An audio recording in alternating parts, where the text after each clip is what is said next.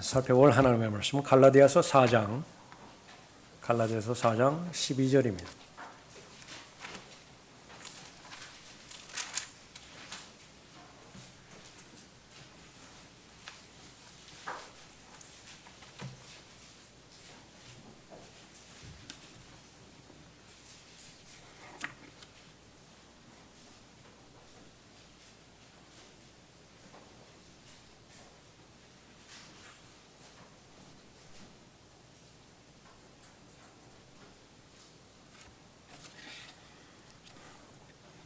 갈라디아서 4장 11절부터 19절까지 받도록 하겠습니다.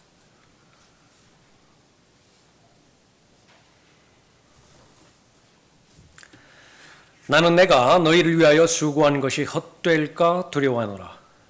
형제들아, 내가 너희에게 간구하노니 너희는 나와 같이 되라. 이는 나도 너희와 같이 되었음이라. 너희가 전혀 나를 해롭게 하지 아니하였느니라.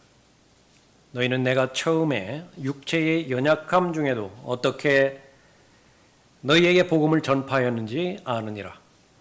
또 너희는 나의 육체 안에 있는 나의 시련을 무시하거나 거절하지도 아니하였고 오히려 하나님의 천사같이 곧 그리스도 예수같이 나를 영접하였도다. 그렇다면 너희가 말한 복이 무엇이겠느냐? 내가 너희에게 증거하노니 너희가 할 수만 있었다면 너희의 눈이라도 뺏어내게 주었으리라. 그러므로 내가 너희에게 진리를 말함으로써 너희의 원수가 되었느냐?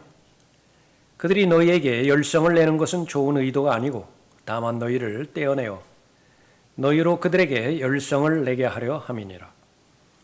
그러나 좋은 일에 열성을 내는 것은 비단 내가 너희와 함께 있을 때뿐만 아니라 언제라도 좋은 일이라. 나의 어린 자녀들아, 너희 안에 그리스도가 형성될 때까지 내가 다시 산고를 치르노라. 기도하겠습니다. 아버지 하나님, 모든 성도들의 기도에 응답하여 주시고 또 무엇보다도 예수 그리스도를 통하여 필요한 모든 필요들을 넘치도록 공급해 주시는 은혜에 감사를 드립니다. 그 가운데서 특별하게 저희들에 대해서 말씀하신 참된 경배자로서의 삶을 잘 누리고 살아갈 수 있도록 오늘도 변함없이 하나님께서 기뻐 받으시는 경배자로서 주님 앞에 경배드릴 수 있도록 인도해 주심을 감사를 드립니다. 저희들의 모든 것들은 주님의 소유이며 주님의 목적에 따라 오늘 하루도 저희들의 호흡이 연장되고 있음을 주님 앞에 시인하고 고백을 해드립니다. 하나님께서 지금까지 저희들을 유용한 하나님의 도구로 사용하심으로 하나님께서 영광 받으셨듯이 마지막 하나님의 때까지 하나님으로부터 잘 쓰임받아 영광 가운데 주님 만나 뵐 수 있도록 인도해 주시길 원합니다. 이 자리에 참여하는 한 사람 한 사람의 영적인 상태 주님께서 잘 알고 계십니다. 오늘도 주님께서 은혜를 통하여 하나님의 뜻을 보여주시고 삶의 문제들을 구체적으로 상세하게 해결해 주실 텐데 저희들이 믿음으로 주님의 말씀을 받을 수 있도록 들을 수 있는 귀를 허락해 주시기를 간구를 드립니다. 여러 가지 연약한 상태에 있는 지체들 특별히 하나님께서 기억하여 주시고 온전함을 향해서 나아갈 수 있도록 힘 주시고 또 독려해 주시기를 간구를 드립니다. 이 시간을 통해서 하나님께서 영광 받아 주십시오. 주 예수 그리스도의 이름으로 기도드렸습니다. 아멘. 자, 복된 교회 생활을 하려면이라고 하는 제목으로 말씀드리겠습니다. 네, 오늘과 또 다음 주에 2시간에 걸쳐서 그렇게 말씀드리겠습니다. 11절에서 보면 나는 내가 너희를 위하여 수고한 것이 헛될까 두려워하노라 고백하고 있죠. 구원받은 이후에도 바울은 두려워하는 것이 있었다라고 하는 사실을 알 수 있습니다. 제일 많이 알려진 것이 고린도전서 9장 27절에 기록된 것처럼 끝까지 쓰임받지 못하는 것에 대해서 두려워했습니다. 마귀의 가장 강력한 공격은 구원받지 못하게 만드는 것이고요. 두 번째 강력한 공격은 무익한 삶을 살게 만드는 것입니다. 무용지물로 만들어버리게 만드는 것입니다. 성경에서는 항상 우리의 위치와 우리의 상태에 대해서 구체적으로 하나님의 말씀을 통해서 알려주시죠. 하나님 보시기에 하나님께서 나를 세워주신 위치, 그것은 한 번 세워졌다라고 한다면 결코 변하지 않습니다. 그것이 바로 하나님께서 의롭다고 선언해 주시는 그 위치지요. 성도다운 삶을 산다고 해서 그 하나님의 의가 더 견고해지고, 구원받은 이후에 마귀와 같은 삶을 산다고 해서 하나님께서 의롭다고 그렇게 칭해 주신, 선언하신 그 선포가 흔들리고 그런 것은 절대로 없습니다. 기초는 변함이 없어요. 그러나 매일매일의 상태, 그것은 영적 성장에 직접적으로 연결이 되어 있습니다. 그래서 마귀의 공격은 두 가지 영역입니다. 하나님께서 넣어 주시고자 하는 그런 위치에 넣어지지 않도록 공격하는 것이고요. 그것이 실패해버렸죠. 그러면 하나님께서 보시기에 합당한 상태로 발견되는 그 위치에 서지 못하게 만드는 것입니다. 발견되지 못하게 만드는 것입니다. 수치스럽게 발견되거나 가증스러운 상태에 발견되거나, 또 하나는 하나님 보시기엔 모든 그리스도인은 강건한 그리스도인으로 발견되길 원합니다. 건강했으면 좋겠다고요. 그런데 계속 유약한 상태로 방치되거나, 그래서 마땅히 걸어가야 될 그런 힘이 있어야 됨에도 불구하고 잘 일어나지를 못해요. 겨우 일어났는가 하면 몇 걸음 걷다가 또 주저앉아 버리고요. 그런 그 상태가 되어지는 것을 하나님께서 원치 않는 것인데, 그 마귀가 공격하는 것입니다. 그 가운데 두려워하는 것, 두 번째는 바로 보상입니다. 믿음에 대한 정의, 하나님께서 존재하시는 것을 믿는 믿음이지요. 그것이 의미가 있기 위해서는 하나님의 존재하심의 그 의미는 하나님의 섭리를 의심하지 않고 받아들인다라고 하는 것을 말하는 것인데, 하나님의 섭리 가운데서 지금 내가 여기 있다고요. 하나님의 섭리 가운데서 하나님의 허락하신 사람들을 만나고요. 그것이 믿는 사람이건 믿지 않는 사람이건 관계가 없어요. 나에게 선대하는 사람이건 나에게 또 악하게 대하는 사람이건 상관이 없습니다. 우연이 없어요, 그 가운데. 그런데 전체적인 하나님의 계획 가운데서는 것은 그런 모든 것들을 다 합해서요, 궁극적으로 하나님께서 원하시는 하나님의 뜻, 다시 말하면 하나님의 선, 그것을 행하시는 것입니다. 그 가운데 수고가 헛된 수고가 되어지면 안 돼요. 그런데 그럴 수가 있습니다. 하나님께서 위로부터 아래로 내려주시는 은혜에는 이상이 없습니다. 그런데 그 하나님의 은혜는 인격이기 때문에, 죄도 인격이지요. 죄가 인격이에요, 인격. 내가 내 동의를 얻어내지 못하면 죄는 나를 소유할 수 없습니다. 내가 동의하니까 죄는 나를 소유하는 거예요. 통치, 굴림, 이것도 인격입니다. 통치를 거부해버리죠. 어디까지 거부해버릴 수 있는 것이냐. 통치자인 아들을 죽일 수도 있어요. 그러니까 인격입니다. 마찬가지로 이 하나님 안에서 이거 수고, 그것은 명령과 순종으로 이루어지는 이 부분인데, 이 부분도 얼마든지 잘못될 수 있는 부분입니다. 그렇게 해서 이 수고가 헛될 것을 두려워하고 있는 것입니다. 하나님께서 은혜를 베풀어 주셨는데 그 은혜가 내가 인격적으로 받아들이지 못함으로 인해서 얼마든지 남용될 수 있고 오용될 수 있고 악용될 수 있습니다. 그러지 말라는 거예요. 수고도 마찬가지예요. 하나님의 수고는 반드시 하나님께서 부여해 주시는 보상으로 연결이 되어야 됩니다. 그런데 그 수고가 보상으로 연결이 안 돼요. 그거는 너무나 안타까운 일이죠. 더 나아가서 두려워해야 될 일이라 그렇게 말하고 있습니다. 그런데 이 모든 부분들, 이것이 관계 가운데서 결론이 이루어지는 것입니다. 나 홀로 하나님에 대한 믿음과 나 홀로 하나님과의 동행, 하나님의 명령에 순종하는 그 부분도 분명히 존재하고 있지만은, 그러나 거의 대부분의 우리 은혜 시대에 살고 있는 이 시대는 성령의 시대라고도 말하니만큼 이 교회 생활을 통해서 많은 일들이 이루어지죠. 거의 대부분이 교회 생활을 통해서 이루어지는 거예요. 그래서 구원은 받았는데 교회 생활이 없는 사람을 많이 빗대어서 이야기하고 있죠. 물고기를 떠난 물고기고요. 아무리 유능한 교사라 하더라도 가르칠 학생이 없어요.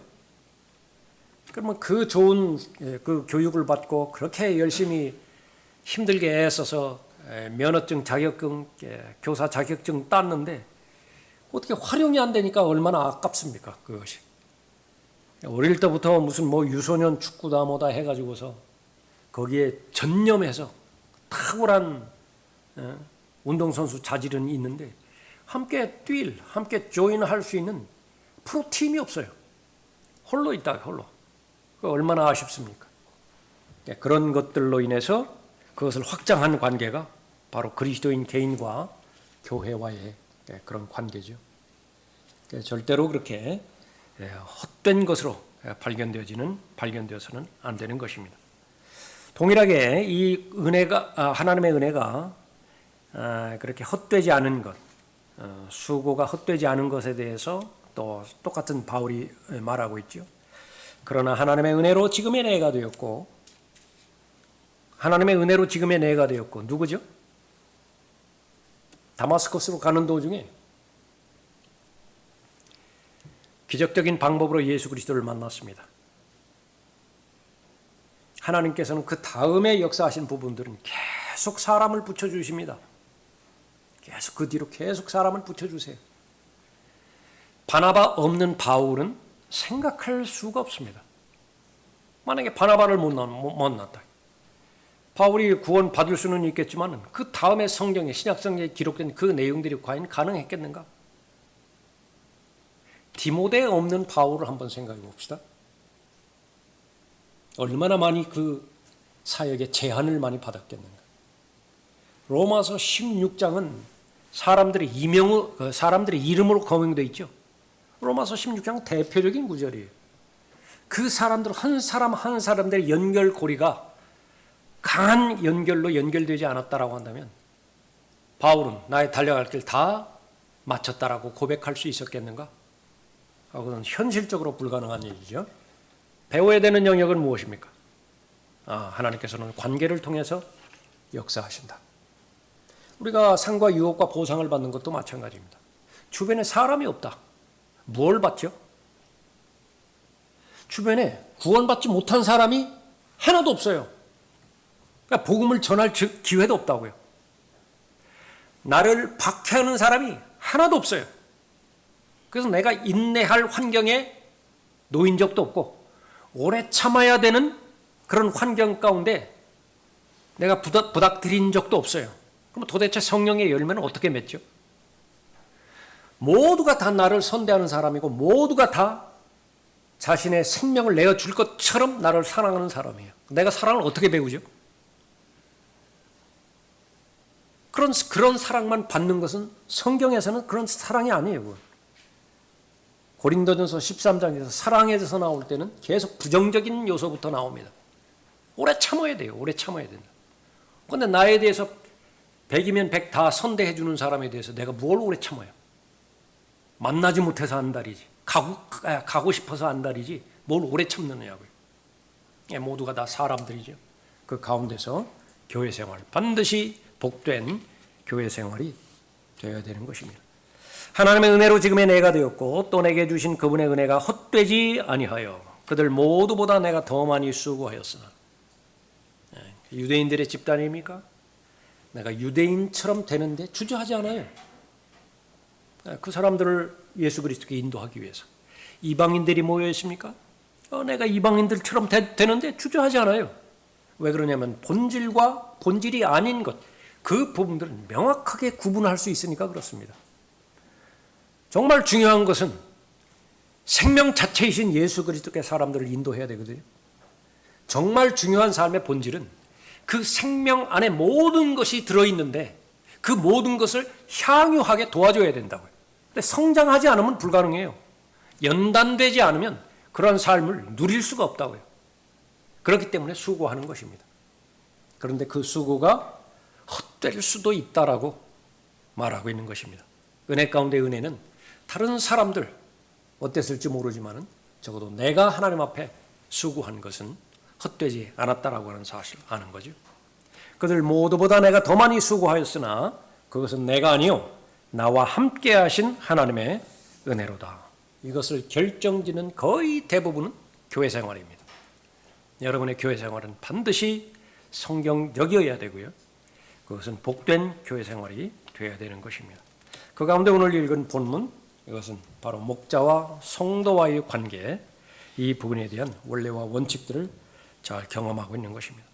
복된 교회 생활을 하려면 목자와의 관계를 잘 지켜내야 합니다. 첫 번째로 이 성도와 목자는 가장 복된 관계임을 알아야 됩니다. 많은 관계 가운데서 특히 교회 생활하는 데 있어서 목자와 성도와의 관계, 그것은 가장 복된 관계를 알아야 되는 것입니다. 12절 보십시오. 형제들아 내가 너희에게 간구하노니 너희는 나와 같이 되라. 이는 나도 너희와 같이 되었음이라. 너희가 전혀 나를 해롭게 하지 아니하였느니라. 너희는 내가 처음에 육체의 연약함 중에도 어떻게 너희에게 복음을 전파하였는지 아느니라. 또 너희는 나의 육체 안에 있는 나의 시련을 무시하거나 거절하지도 아니하였고 오히려 하나님의 천사같이 곧 그리스도 예수같이 나를 영접하였도다.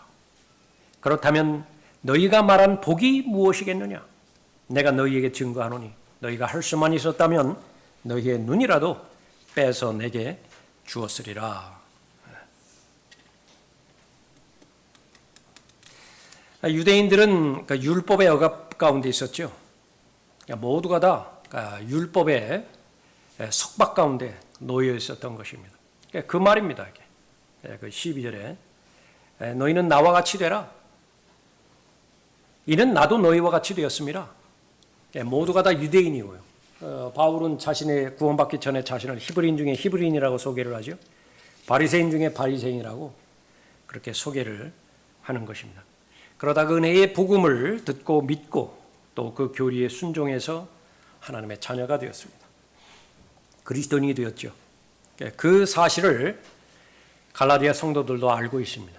그런 면에 있어서 같은 믿음을 소유했고 같은 영을 소유했다 그렇게 말하고 있었습니다. 그래서 결국은 갈라디아 성도들과 바울, 그것은 같은 사람이에요.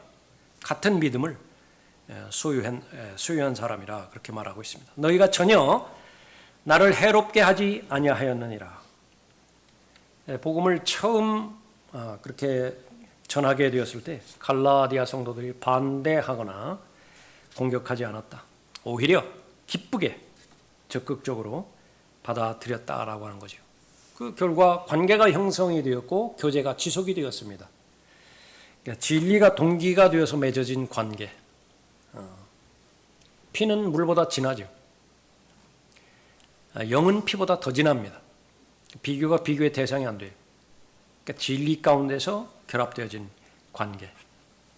진리에 대한 반응이 변하지 않는 한 그 형성된 관계는 보장됩니다. 가장 안전하게 잘 보장이 되어지는 것입니다. 무엇보다도 하나님 앞에 감사드리는 것은, 하나님의 은혜 가운데서 감사드리는 것은 이 갈라디아 성도들이요 바울의 상태를 있는 그대로 받아들이는데 좋지 않은 상태예요.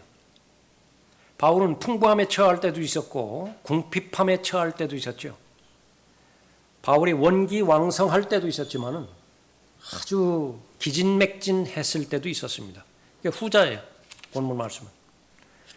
바울은 어느 경우에 루스트라 같은 경우에서 돌에 맞아서 죽었습니다. 교통사고, 별것 아닌 교통사고 같아요. 후유증 오래가는 경우 있죠. 또 한 번 질병을 앓았는데 그것이 또 계속해서 자신의 건강을 방해하는 경우도 있습니다. 근데 돌에 맞아 죽었어요. 그러니까 맞아 죽었다고요. 맞아 죽었어. 성경에 나와 있지 않으면 그 후유증이 전혀 없었을까요? 실제적인 면에서 했는데 다리를 절었을지도 몰라요. 예. 또 사람들이 많이 알려지는 것처럼 눈의 시력 상태, 무슨 안질이라든지 그 부분들이 아주 좋지 않았을 수도 있고요. 또 하나는 발작을 일으키는 우리들이 일상적으로 경험하고 보는 질병들, 허약함, 그런 부분들에 노출이 되어 있습니다. 그런데 이것은 영적인 일을 하는 사람이거든요. 영적인 일을 하는 사람은 사람을 초월한 하나님과의 관계 가운데서 하나님께서 맡겨주신 일을 행하는 사람이죠. 그 능력이 있어야 됩니다. 그런데 그 능력 있는 사람을 입증하는 데 있어서는 유대인들에게는 별 어려움이 없습니다. 사도의 경륜에 있어서는 사도의 표적을 하나님께서 입증 도구로 사용하시죠. 자신을 증명할 수 있어요. 예. 그러나 지금은 이제 사도의 시대가 다 끝나가고 교회 시대에 정착되면서 이 사도의 표적은 점점 사라지잖아요. 예. 여전히 질병을 치유의 역사는 있지만 이제는 치유자 자체는 없다고요. 특별한 사람을 통해서 치유자를 선정하지는 않죠. 하나님의 뜻에 달려 있습니다. 하나님의 뜻이 낫는 것이라고 한다면 치유해 주시는 것이고, 하나님의 뜻이 아니라고 한다면 그대로 가는 거예요. 질병을 짊어지고 가는 것인데, 바울의 경우는 그 후자예요. 그런데 잘 알지 못하는 사람의 입장에서 보면 하나님의 사람이라고 했는데, 하나님의 말씀인 복음을 전해주었다고 하는데 본인의 꼴은 뭐냐? 기도하는 사람일 것이고요. 자신의 허약함과 약함에 대해서 왜 기도 안 했겠어요? 그런데 뭐냐고요? 저 사람이. 그럼 우리의 입장에서 저 사람이 진짜 하나님으로부터 보낸 사람인지 그렇지 않은 사람인지 무엇을 가지고 증거할 것이냐? 이 사람들은 유대인들이기 때문에 너무나 분명해요. 증거가 있으면 좋겠다고요. 그런데 그 부분들을 뛰어넘는 것입니다. 그래서 바로 천사같이 예수 그리스도와 같이 영접했다 그렇게 언급하고 있죠. 이 사실을 잘 모를 때에 성도와 목자와의 관계에 있어서 목자는 조건 없이요, 조건 달지 않고 성도를 탁월해야 됩니다. 지식에 있어서는 물론이고요. 그러니까 가르쳐야 되겠죠. 설교를 전달해야 되겠죠. 다른 기타 영역에 있어서도 약한 모습을 보이는 것은 그렇게 바람직스럽지 않습니다. 될 수 있으면 음악적인 소실도 좀 있어야 되고요. 무슨 사회생활이라든지 이런 부분에 있어서도 좀 탁월한 능력을 보였으면 좋겠습니다. 아프면 안 돼요. 목사가 아프면 안 됩니다. 그리고 가정사라든지 다른 사건을 만났을 때도 너무 슬퍼하면 안 돼요. 그 믿음 없는 짓이라 그렇게 보여줄 때, 또 괴로운 일을 당했을 때 그건 잘 극복해야 됩니다. 언제든지 건강하고요. 될 수 있으면 웃는 얼굴을 많이 보여줘야 되는 것이요. 목사의 가정, 그건 말할 것도 없어요. 목사의 자녀들, 하나님의 말씀으로 잘 가르치고 잘 훈육해야 됩니다. 그러니까 만약에 거기서 이상이 생겼다, 그러면 본인 가족도 그렇게 잘 하지 못하는데 무슨 성도들의 가족을 돌보겠느냐라고. 표현은 거의 안 할지 모르지만은 마음속으로는 그렇다고 말이죠. 여기에 바로 하나님의 진리의 말씀을 투과해서 살펴볼 수 있는 것이, 살펴봐야 되는 것이 바로 성숙한 그리스도인의 입장인데, 갈라디아 성도들은 바로 그런 관점에서 바울을 선대를 했습니다. 있는 그대로 받아들였어요.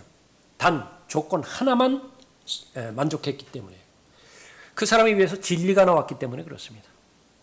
바울의 입에서 복음이 선포되었기 때문에 그런 것입니다.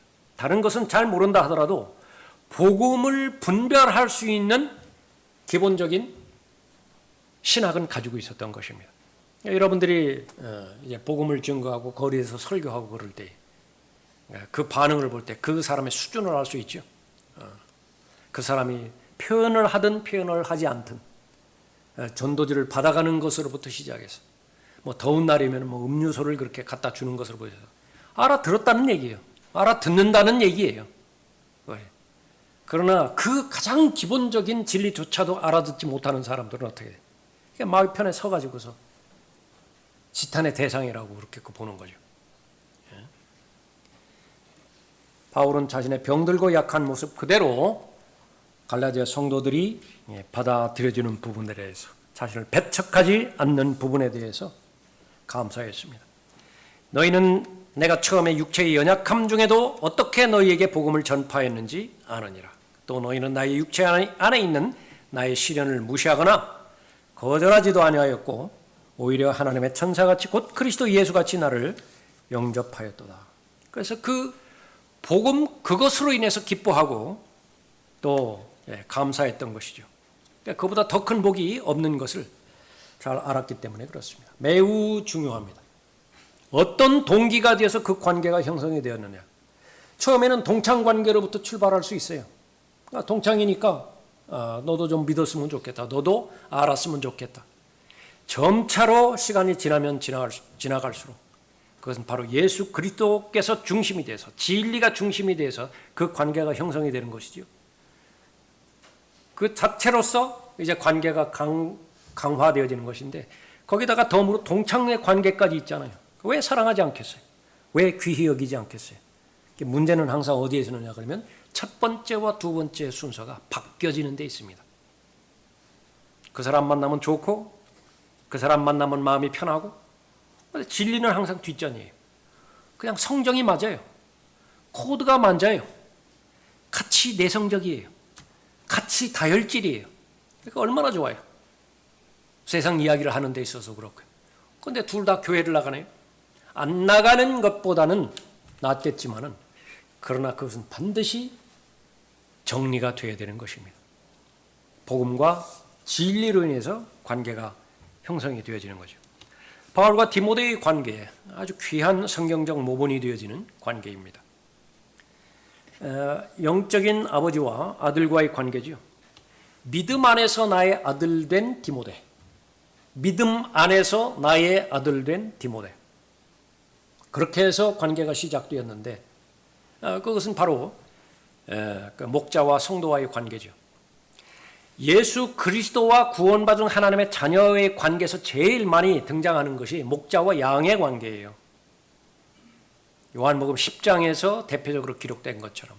그런데 그 관계를 이제는 예수님께서 승천하시고 나서 똑같은 연장선상에서 진리의 지식으로 잘 성장하고 무장해야 되는 것인데 그것을 보여주는 것이 바로 사람 목자와 사람 성도 간의 관계라고 신약서신에 나와 있는 것이죠. 베드로가 베드로전서 5장에서 그것을 밝히 보여주지 않습니까? 자신은 목자예요. 하나님께서 맡겨주신 양무리가 있다고요. 목자는 목자로서의 행해야 될 책임이 있고 성도는 성도로서 행해야 될 책임이 있는 것인데 둘 다 인격적인 관계 가운데서 성경적으로 반응한다라고 한다면 그것은 바로 예수 그리스도와 하나님의 자녀와 직접적으로 만나는 것과 똑같아요. 그렇다고 한다면 세상은 까닭 없이 예수 그리스도를 미워한다고 말씀하셨죠. 선한 목자만 존재하는 것이 아니라 그 사꾼이 반드시 현실적으로 존재하거든요. 그 일의가 현실적으로 존재하고 있다고요. 예수 그리스도께서 분명한 목적을 가지고 있듯이 예수 그리스도를 대적하는 도둑에 해당되어지는 사꾼과 일의도 명확한 목적을 가지고 있는 것입니다. 그 자기가 가지고 가는 거예요. 훔치려고 하는 것이죠. 그런데 무엇을 훔치려고 하는 것이냐? 그러면 다름 아닌 약물이에요. 약물을 훔치기 위해서는요. 필연적으로 하나 해야 됩니다. 그것이 이간질이라. 목자와 성도 간에 그 관계를 멀어지게 만드는 이간질이라. 그 방법 외에는 없어요. 그래서 사탄이 제일 먼저 계시되어지는 창세기 3장에서 간교하다 그렇게 말하고 있습니다. 아주 교활해요. subtle. 거의 대부분은 우는 사자처럼 공격하는 것이 아니라 빛의 천사로 가장해서 공격하는 것입니다. 이 가운데서 성공적인 또 복된 교회 생활을 하기 위해서는 이 목자가 성도들을 그렇게 대하는 그 자세가 베드로전서에서 대표적으로 몇 가지 나와 있듯이 그 섬기기 위한 대상으로 지배하려고 하는 대상이 아니라 더럽거나 부도덕한 동기로 그렇게 대하지 않는 것, 그런 것 마찬가지로요. 성도가 목자를 향해서 하나님 앞에 감사를 표명해야 되겠죠. 권위를 인정하는 것입니다. 왜 그렇습니까? 하나만 보면 된다. 뭐냐면 그 목자를 통해서 진리가 전달이 되어지고 복음이 전달되어지는 것입니다. 나머지 것들은 나나 그 사람이나 똑같아요. 그냥 세상 사는 사람들이. 그러나 거기에 존중이 있다 그렇게 말하고 있습니다. 그것이 바로 다른 성경 구절에서 유익이 될 것이라 말씀하고 있죠. 성공적인 복된 교회 생활, 목자와의 관계 형성되었다고 한다면 그 관계를 잘 지켜야 되죠.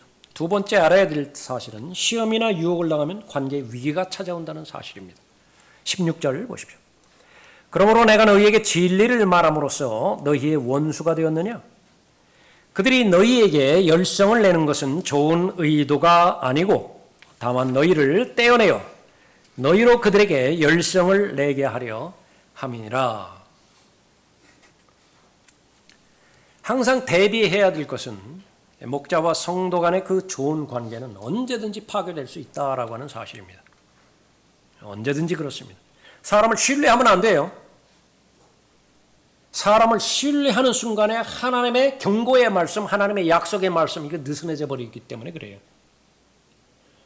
그 관계를 정말 소중히 여기고 그 관계가 정말로 더 강해지기를 원한다라고 한다면 하나님만을 신뢰해야 돼요. 그에 대한 하나님의 약속의 말씀이 뭐냐? 그렇게 좋았던 바울과 갈라디아 성도들의 관계가 갑자기 변하게 되어버렸습니다. 눈이라도 빼줄 것 같다라고 그렇게 고백을 하죠. 존경하지 않았던 것이 아닙니다. 정말로 존경했어요. 바울을 존경했다고요. 그런데 왜 그렇게 변화했는 것인가? 진리가 계속해서 받쳐주지를 못했어요. 은혜의 복음을 통해서 구원받았다라고 한다면 동일하게 그 진리의 말씀, 은혜가 확장이 되어야 되는데 온전함을 향해서 계속해서 더 성장하고 성숙하고 더 나아가야 되는 것인데 안 나갔어요.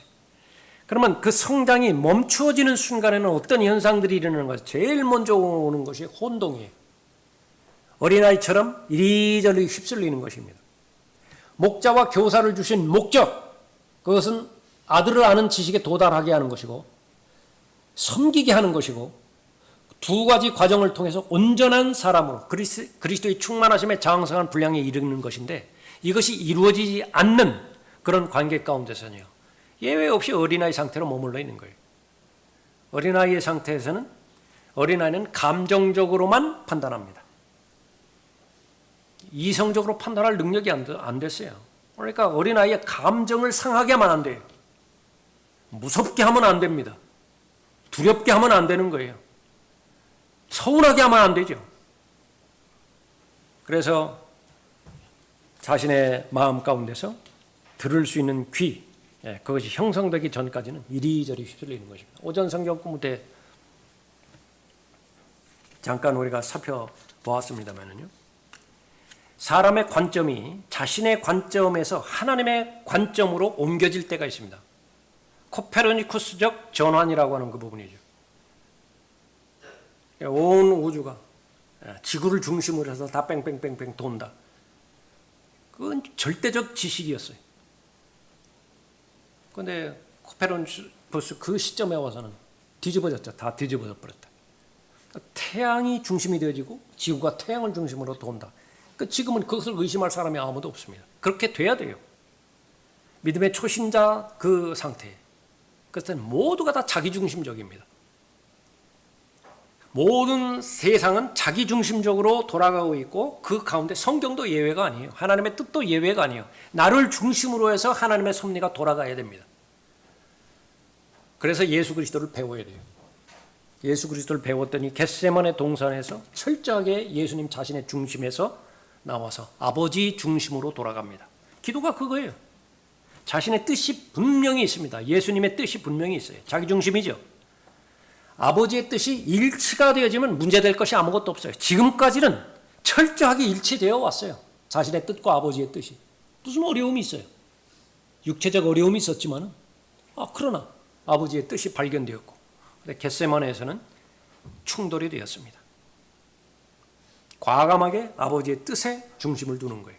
그래서 내가 아버지의 뜻을 순종하기 위해서 이 땅에 오신 그 목적대로 실행을 했습니다. 그 예수 그리스도를 잘 따랐던 바울 역시 마찬가지입니다.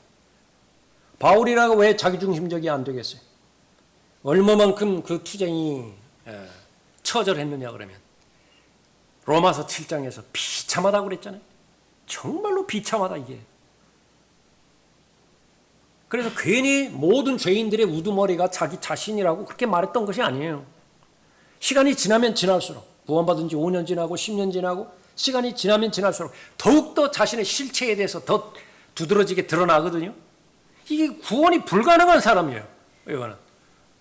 이게 미스테리라고요. 하나님께서 도대체 이 불가능한 죄덩어리인 나를 어떻게 왜 구원해 주셨는가? 그런 다음에 이제는 자신의 육체의 질병, 그것을 3번씩이나 고쳐달라고 하나님 앞에 간구하잖아요. 그런데 성숙한 믿음이 있었죠. 하나님의 관점에서 바라보는 거예요. 하나님에서 관점에서 바라봤을 때 그 질병이 치유되지 않는 것이 훨씬 더 좋아요. 그 사실을 동의하고 깨달았습니다. 예. 그래서 예수님 중심으로 자신의 남은 생애를 잘 마쳤던 것입니다. 목자와 성도와의 관계도 마찬가지입니다. 믿음의 초신자 때 어쨌든지 간에 한 사람도 예외 없이 자기 중심에서 그 관계를 바라보고 자기 중심에서 그 관계를 이루어 나갈 수밖에 없는 것입니다. 그러나 이제 믿음이 성장하면서 하나님의 관점에서 바라보는 거죠. 그 관계가 파괴되어지고 그 관계가 멀어질 때 누구에게 좋은 일이 벌어지는 것이냐? 마귀를 의식하는 것입니다. 비록 내가 상처를 받고 내가 동의가 되어지지 않는 부분이 있다 하더라도 내가 기도하고 있고 내 믿음의 분량에 비추어 와서 판단했을 때 그 목자와의 관계가 더 강해지는 것이 하나님을 기쁘시게 해드리는 것이라고 한다면 과감하게 자기 부인할 수 있다고요. 전체를 바라보시는 하나님 가운데서 자기 자신의 삶을 의탁해드릴 수 있다. 궁극적으로는 선을 이루실 거예요. 지금 관계는 서로 어렵지만 그것이 바로 시험과 유혹에 대한 정확한 관찰입니다. 무엇 때문에 오는 것이냐? 그 위기는 관계의 파괴입니다. 관계를 소원하게 되는 것입니다. 목자와의 관계, 신뢰로 인해서 잘 구축이 됐죠. 사랑이 동기가 되어서 그 관계가 잘 유지가 되었죠. 그런데 일단 그 부분에 의심이 생긴다. 그래서 시간이 지난 다음에 그 권위와 사랑을 잃어버렸다. 처음에는 반반 생각합니다. 목자만 잘못이 있는 것이 아니라 나에게도 결점이 있다. 모든 사람의 관계도 마찬가지. 그러다가 하나님께서 올바로 반응하라고 하는 주어진 시기를 놓쳐버리잖아요. 그렇게 되어지면 이제 100대 0으로 돌아서게 되는 거예요. 마귀예요. 원수라고요. 원수. 가장 심한 것이 교회입니다. 정치판에서 뭐 극우 세력이니 극좌니 뭐 이런 건 비교도 안 돼요. 교회 안에서 그 관계가 뒤틀어지고 틀어졌을 때 시간에 의해서 방치돼 버렸다. 그건 회복 불가능해요. 이론적으로는 가능하다고요. 교리적으로. 자백하고 회개하는데 회복되지 않을 관계가 어디 있어요. 그러나 현실적으로 여러분들이 관찰했을 것이라고요. 그런 사례가 있었던가? 마귀는 그렇게 호락호락하지 않습니다. 그래서 일단 사랑과 권위를 잃어버린다고 한다면 대적하는 원수가 되어져 버린다. 예. 비밀 가운데 하나는 그 사람을 우상으로 삼지 마세요.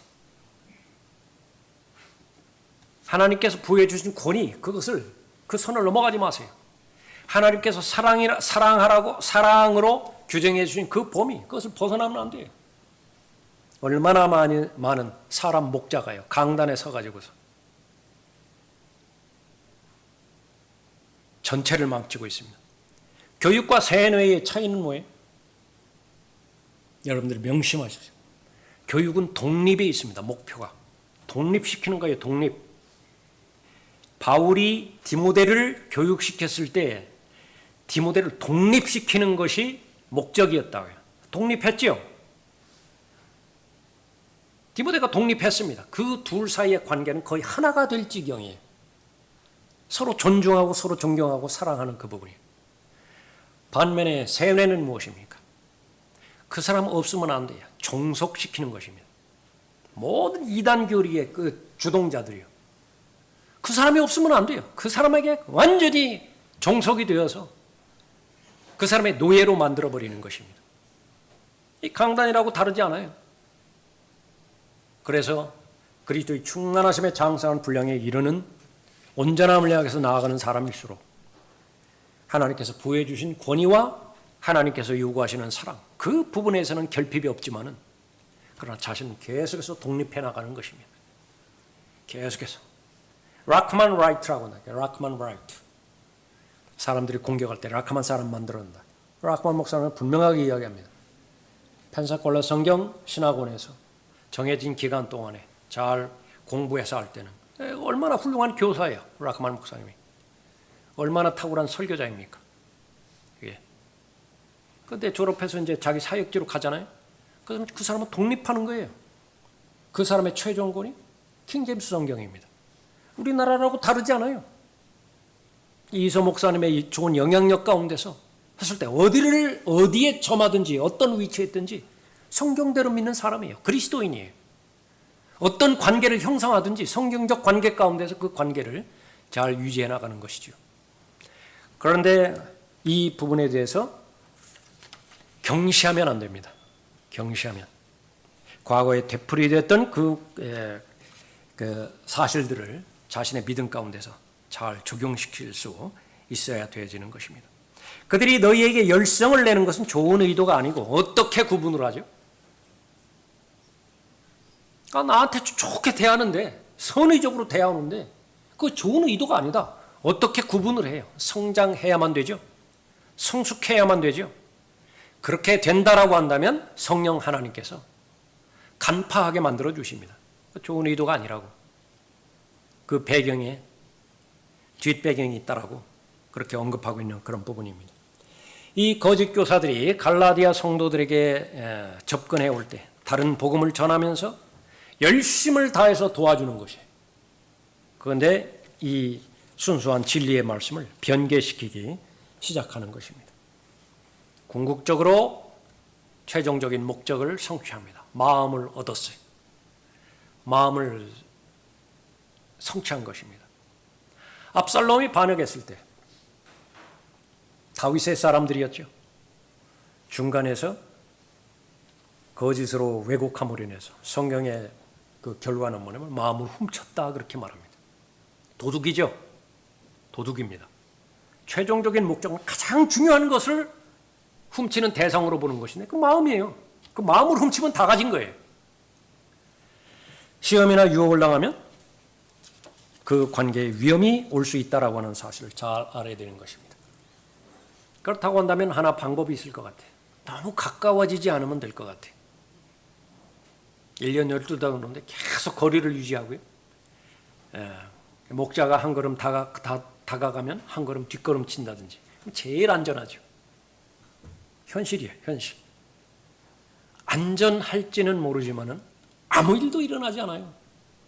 적어도 그 관계 가운데서는 아무 일도 일어나지 않습니다.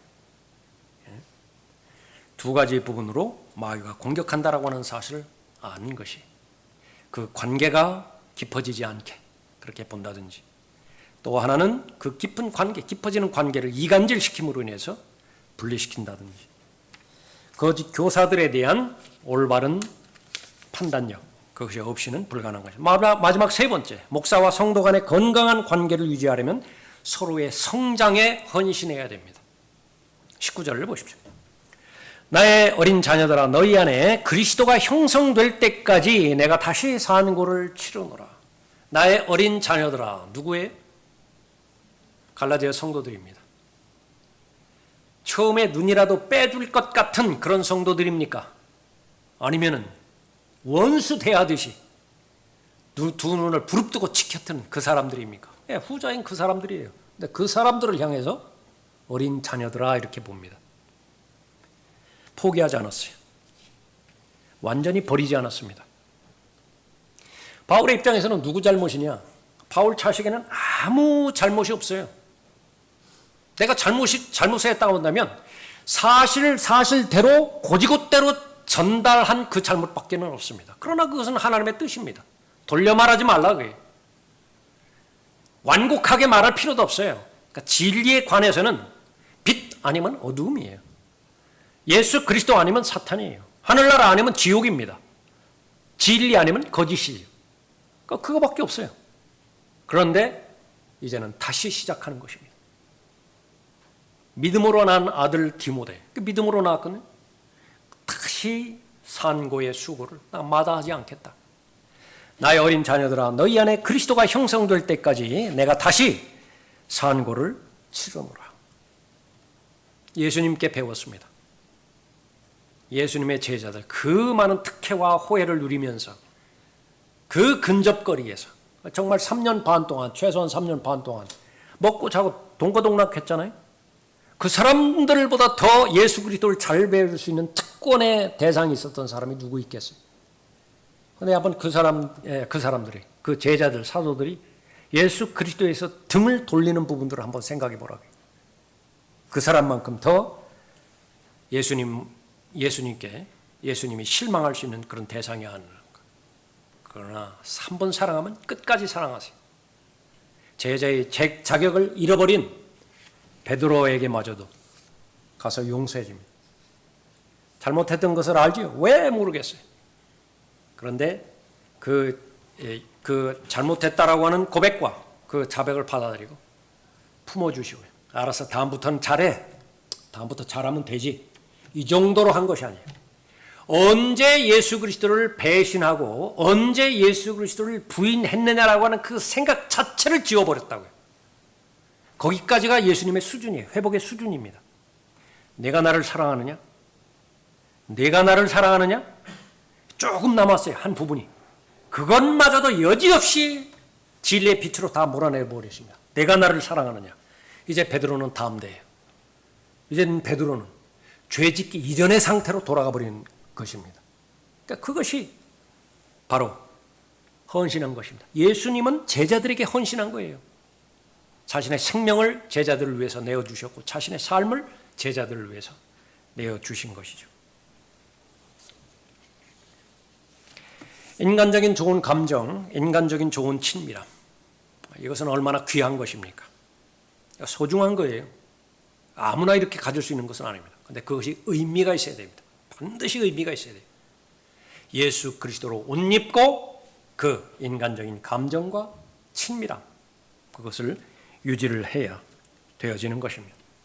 예수님 안에서, 예수님 앞에서 늘 겸손한 태도가 발견이 되어지고 점차 성장할수록 이제는 마귀가 감당할 수 없는 사람이 되는 것입니다.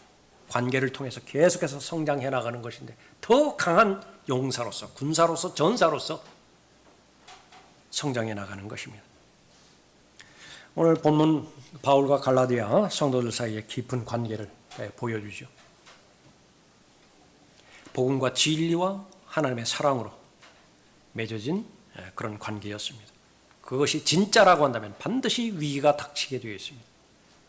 그 위기가 오지 않을 것이라고 생각한다고 한다면 무지한 거예요. 반드시 찾아옵니다. 사탄이 존재하는 동안에는 반드시 그런 것입니다. 예수 그리스도의 형상을 이루기까지, 그리스도의 충만하심이 장성한 분량에 이르기까지 서로가 헌신이 되어 있어야 됩니다. 목자는 성도들에게 하나님께서 말씀하신 그 의도대로 그 자세와 반응과 태도를 보임으로 성도들에게 헌신하고요. 또 성도들 역시 마찬가지입니다.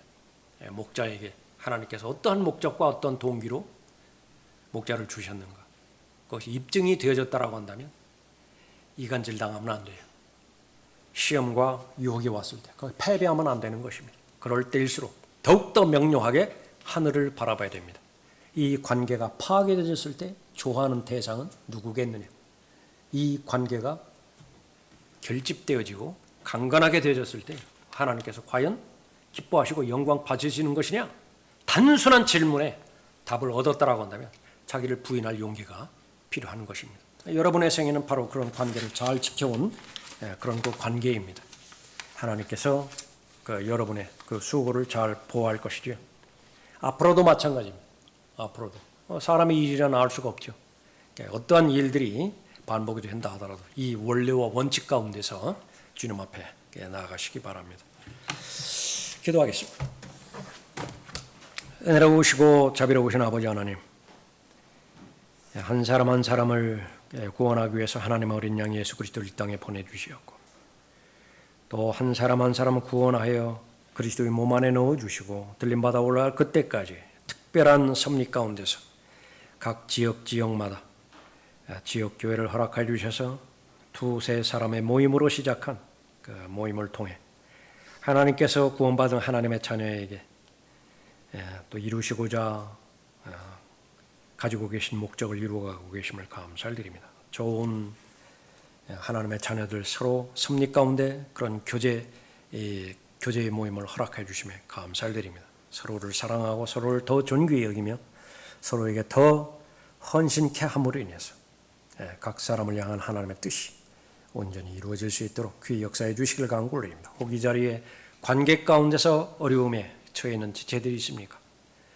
굳이 목자와 성도와의 관계가 아니라 하더라도 어떤 관계든지 하나님의 관계를 향한 하나님의 원리 가운데서 벗어나지 않고 하나님의 뜻만을 구하며 하나님 앞에 온전히 자신을 복종하고 순종함으로 인해서 잘 극복해 나갈 수 있도록 복 주시길 간구를 드립니다. 주 예수 그리스도의 이름으로 기도드렸습니다. 아멘.